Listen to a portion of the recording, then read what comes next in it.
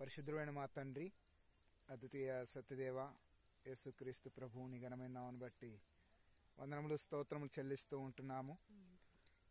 ఈ నూతన సంవత్సరంలో మా ప్రభు మొదటి మాసములో మరలా మా ప్రభు మా ప్రియులు మీ దాసుడు వెంకటేశ్వరన్న అంజమ్మక్కను బట్టి స్తోత్రములు. దయ చూపించండి. నీ కృపలో మా ప్రభువ మమ్మల్ని మీరు జ్ఞాపం చేసుకొని మీ కృపలో భద్రపరుస్తున్న దేవుడిగా ఉన్నందుకే స్తోత్రం.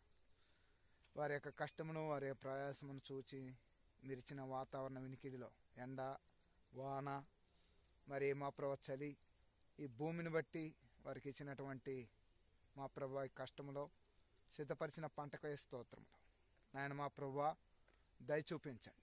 ఇప్పటి వరకు నాయన మా ప్రభు మరి వారు వేసిన మిరప పంటలో తెల్లకాయ వరకు కొయ్యటానికి కృపనిచ్చినారు. ఇంకా మరి మా ప్రభా దయ చూపించండి.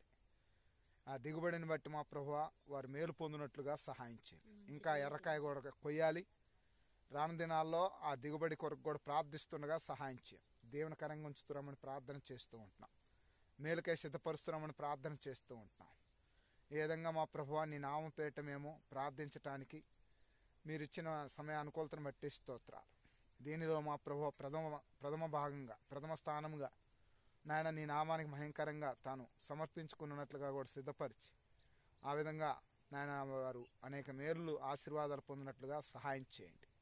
దినేష్ అలానే మా ప్రభు తన భార్యను బట్టి కూడా ప్రార్థిస్తూ బిడ్డలను దీవించు. అలానే త్రివేణి నరసింహరావు బిడ్డలను బట్టి ప్రార్థిస్తున్నాం, దీవించి ఆశ్రయించండి.